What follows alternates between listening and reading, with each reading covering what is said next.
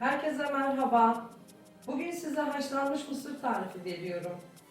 Klasik suda haşlama yerine farklı bir tarifle yaptım. Emin olun dışarıda yediğimiz mısırdan çok daha lezzetli oldu. Mısır enerji verir, metabolizmayı düzenler, sindirime iyi gelir, ülser ve reflüye de faydası vardır. Faydaları saymakla bitmez.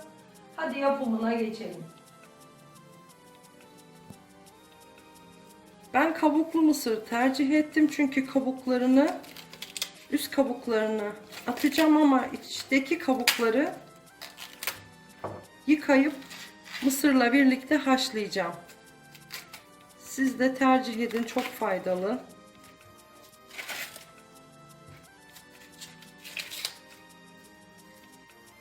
Püsküllerini de kurutuyorlar biliyorsunuz.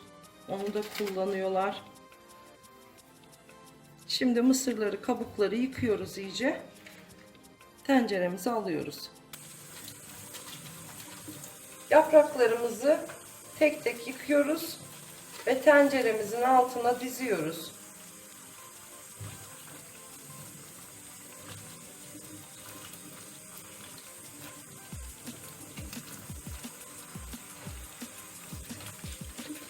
Mısırlarımızı da yıkıyoruz. Tenceremize alıyoruz.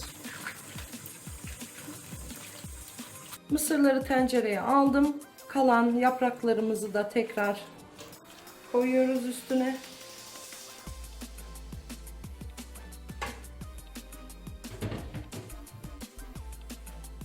Bu tarifi hiç denememişsinizdir. Mutlaka deneyin.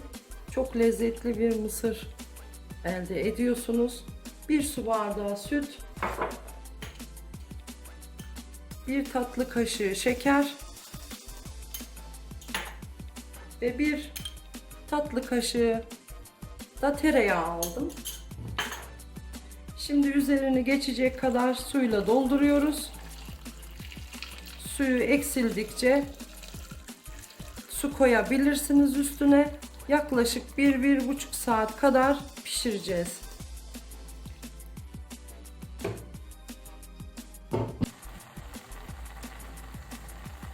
Mısırlar kaynamaya başladı. Şimdi ocağın altını kısıyorum. Kapağını kapatıp kaynamaya bırakıyorum. 1,5 saattir kaynatmış olduğumuz mısırların altını kapadım. Şimdi kendi suyu içerisinde yarım saat daha bekleteceğim. Tencerenin kapağı kapalı. İnanın böyle daha yumuşak ve daha lezzetli oluyor. Mısırımız artık yenmeye hazır. İnanın mısırcılardaki kadar lezzetli oldu. Haşlarken hiç tuz koymamıştık. En son tuzunu atıyoruz ve afiyetle yiyoruz. Umarım beğenmişsinizdir.